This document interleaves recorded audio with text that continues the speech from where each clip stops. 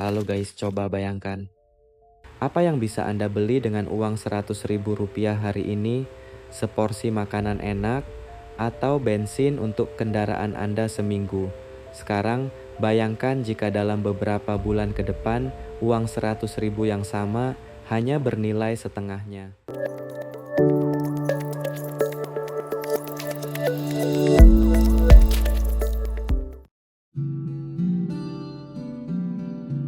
Halo semuanya, selamat datang kembali.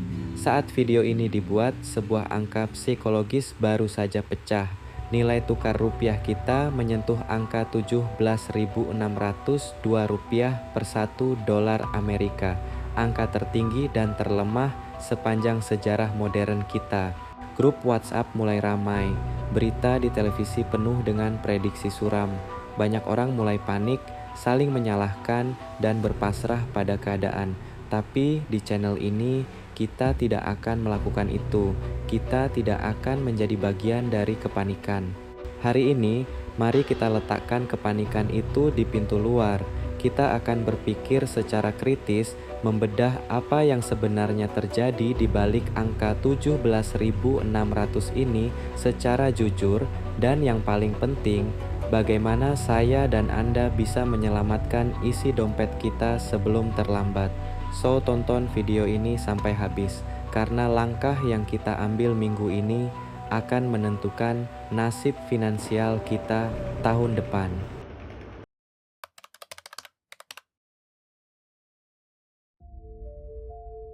Sebelum kita masuk ke solusi, kita harus paham dulu musuh apa yang sedang kita hadapi. Banyak orang keliru menyebut angka Rp17.602 ini sebagai angka inflasi. Mari kita luruskan secara kritis. Angka 17.602 adalah nilai tukar atau kurs.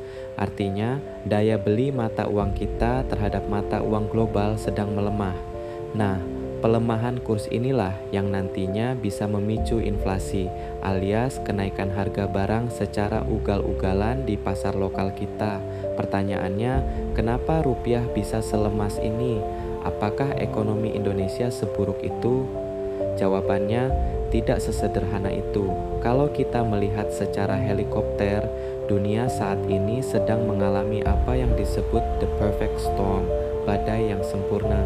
Faktor pertama adalah ketegangan geopolitik. Konflik di Timur Tengah yang tidak kunjung usai membuat jalur perdagangan dunia terganggu. Efek langsungnya, harga minyak mentah dunia melonjak tinggi. Indonesia, suka atau tidak, adalah negara net importer minyak. Kita membeli minyak dari luar negeri menggunakan apa? Menggunakan dolar. Faktor kedua adalah kebijakan Bank Sentral Amerika atau The Fed. Mereka terus mempertahankan suku bunga tinggi di negaranya. Bayangkan Anda adalah investor kaya raya yang punya uang triliunan rupiah. Ketika Amerika menawarkan bunga yang tinggi dan aman, apa yang Anda lakukan? Anda akan menarik uang Anda dari negara berkembang seperti Indonesia, mengubahnya menjadi dolar, dan menyimpannya di Amerika. Akibatnya, hukum ekonomi dasar terjadi, hukum permintaan dan penawaran. Dolar diburu semua orang, nilainya naik menjulang tinggi. Rupiah ditinggalkan, nilainya jatuh ke angka 17.600. Mungkin sebagian dari Anda berpikir, saya kan tidak punya dolar, saya tidak pernah keluar negeri, biarkan saja dolar naik, tidak ada hubungannya dengan hidup saya. Benarkah begitu? Coba mari kita berpikir kritis lagi. Tahukah Anda bahwa tempe dan tahu yang kita makan setiap hari, bahan baku kedelainya sebagian besar diimpor dari luar negeri menggunakan dolar? Tahukah Anda bahwa gandum untuk mie instan yang Anda makan saat tanggal tua 100% diimpor? Bagaimana dengan komponen smartphone yang Anda gunakan untuk menonton video ini? Atau suku cadang motor yang Anda pakai untuk bekerja? Semuanya dibeli dengan dolar. Ketika dolar menyentuh Rp17.602, para importir ini harus membayar lebih mahal untuk membawa bahan baku ke Indonesia. Dan pengusaha bukan lembaga sosial. Ketika biaya produksi mereka naik, langkah logis yang mereka ambil adalah menaikkan harga jual ke konsumen. Ke siapa? Ke Anda dan saya. Inilah yang dinamakan imported inflation, inflasi yang diimpor dari luar negeri. Gaji kita tetap sama, angka di rekening kita tidak berubah, tapi barang-barang di sekitar kita merangkak naik. Inilah cara krisis merampok kekayaan kita secara diam-diam tanpa kita sadari. Oke, kita sudah tahu masalahnya, cukup dengan teorinya. Sekarang mari kita bicara sebagai orang dewasa yang mencari solusi. Apa yang bisa kita lakukan? Mengeluh di media sosial tidak akan menurunkan harga beras. Menyalahkan situasi global tidak akan menambah saldo ATM kita. Kita tidak bisa mengontrol kebijakan Bank Indonesia. Kita tidak bisa menghentikan perang di luar sana, tapi kita punya kendali penuh atas apa yang terjadi di dalam rumah kita sendiri.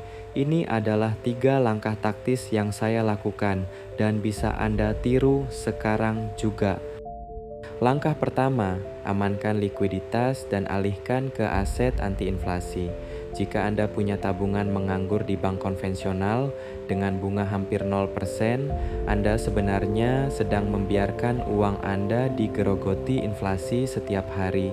Pindahkan sebagian dana dingin Anda ke aset yang nilainya terjaga atau justru diuntungkan saat dolar naik. Contoh paling klasik adalah emas batangan. Emas adalah mata uang universal yang tidak bisa dicetak oleh pemerintah manapun. Saat rupiah melemah, harga emas dalam rupiah justru cenderung melonjak. Solusi modern lainnya adalah melirik instrumen seperti reksadana pasar uang atau surat berharga negara (SBN) yang memberikan imbal hasil di atas laju inflasi. Langkah kedua, dan ini adalah langkah ofensif yang paling saya sukai. Jika melemahnya rupiah terhadap dolar adalah masalahnya, maka solusi paling cerdas adalah bekerjalah untuk mendapatkan dolar. Di era internet hari ini, sekat negara sudah hilang. Anda punya keahlian menulis, desain grafis, editing video, atau sekadar input data. Jangan cuma jual keahlian Anda di pasar lokal. Masuk ke platform internasional seperti Upwork, Fiverr, atau tawarkan jasa ke luar negeri. Ketika Anda dibayar $100 saat dolar masih Rp15.000, Anda menerima 1,5 juta. Tapi dengan dolar Rp17.600, kerja keras yang sama menghasilkan 1,76 juta rupiah. Anda memanfaatkan krisis menjadi keuntungan. Bahkan, apa yang sedang kita lakukan sekarang, Anda menonton saya di YouTube, adalah bentuk nyata dari taktik ini. YouTube membayar kreatornya berdasarkan konversi nilai dolar. Menjadi konten kreator bukan lagi sekadar hobi. Ini adalah sekoci penyelamat finansial. Langkah ketiga, langkah yang paling menantang ego kita. Lakukan audit pengeluaran dan kurangi konsumsi produk impor. Sekarang bukan waktunya untuk konsumtif demi gengsi. Cek mutasi rekening Anda bulan lalu. Berapa banyak uang yang keluar untuk barang bermerek luar negeri yang harganya naik karena kurs? Alihkan konsumsi Anda ke produk lokal. Ganti kopi retail internasional dengan kopi lokal. Ganti barang-barang impor dengan buatan anak bangsa. Ini bukan cuma jargon nasionalisme. Ini adalah matematika murni untuk menyelamatkan arus kas, cash flow Anda sendiri. Oke, so teman-teman semua, angka Rp17.602 per dolar memang terlihat menakutkan di atas kertas berita. Tapi sejarah selalu berulang dan mengajarkan kita satu hal, krisis tidak pernah menghancurkan semua orang. Krisis hanya memindahkan kekayaan dari mereka yang panik kepada mereka yang berpikir jernih dan bersiap. Pilihan sekarang ada di tangan Anda. Apakah Anda ingin terus menjadi penonton yang cemas di pinggir lapangan atau menjadi pemain yang mengambil kendali atas masa depannya sendiri? Saya ingin mendengar suara Anda. Di antara 3 solusi tadi, mana yang paling mungkin atau sudah Anda lakukan sekarang? Atau Anda punya pandangan kritis lain tentang kondisi ekonomi kita saat ini? Tulis di kolom komentar di bawah. Saya akan coba balas dan kita berdiskusi secara sehat di sana. Jika Anda merasa video ini memberikan sudut pandang baru dan manfaat nyata, silakan tekan tombol like dan bagikan video ini ke orang-orang terdekat Anda. Jangan lupa subscribe channel ini agar kita bisa terus belajar dan bertumbuh bersama di masa-masa sulit ini. Saya, Ali dari tim Ruang Kedap pamit undur diri, tetap berpikiran jernih, tetap optimis, dan sampai jumpa di video berikutnya. Terima kasih.